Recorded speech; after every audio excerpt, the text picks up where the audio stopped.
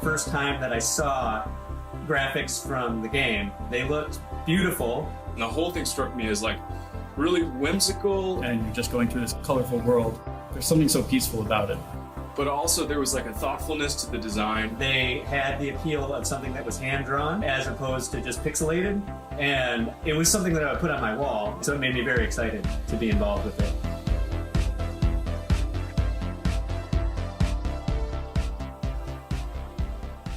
So Dick and I knew that music was going to be a hugely important part of the experience of playing Hohokum, but we didn't really have any clear ideas about who we were going to collaborate with on music.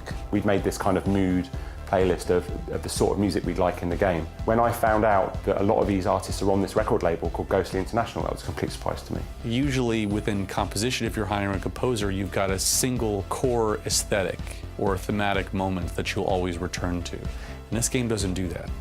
That sort of started a wider conversation about perhaps it being a more free-form collaboration where we would work with Ghostly and actually have original tracks composed, which was incredibly exciting. Because each level was so different and each artist is so different, we had to address each level, each moment individually and say, what are we trying to do here? What are we trying to accomplish here? What are we trying to inform the player to do or to feel or to experience in relation to where they've come from or where they're going? In each one of those moments, we would communicate those types of things to the artist.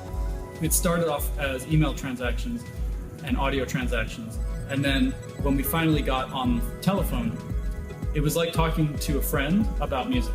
It was like a puzzle for me to kind of come up with an idea of like, well, how does music work for a space? It's kind of like musical sound design, but non-linear music. It's very modular. It's minimal parts that can evolve and work over each other, and the minimalism also allows it to be compatible with a lot of different moods and goals. For Guano, to me, that piece is all about motion. So I started with these arpeggios, and it's all these different layers of arpeggios that are actually playing a very similar figure, but they're all moving at different speeds. So they come up with these interlocking, kind of intricate patterns. And when you hear them all together, you don't necessarily hear the different lines. You just hear the way they overlap and integrate and kind of antagonize each other.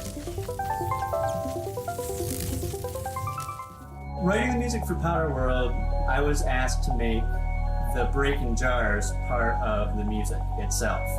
And since the sound of an object being struck is the basis for a great deal of music, it wasn't particularly hard to imagine those pots being integrated into a song.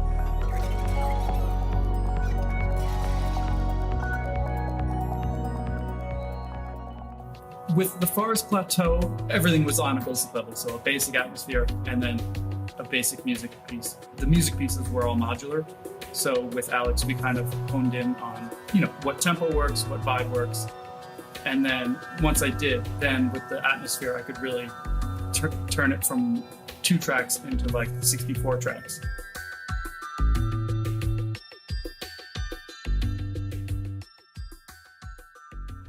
Seeing my music used in the game, it felt like an artistic expression that my music was actually part of the game, not just used by the game. And I think what really struck me about listening to all the material from Ghostly for the first time was this feels really natural and human. Everybody who's seen this game, in my experience, within 2 minutes is smiling, which is an incredible, powerful thing. There wasn't anybody who we talked to on their roster who was saying, oh, I've been there and done that, or apprehensive. And that's rare. There were millions of things that could have gone wrong, and none of them did. And at the time, it was literally just me singing notes into a microphone with some reverb on it. And to go from that to what we have today is just like it's just a complete sea change. It's a totally different sort of thing.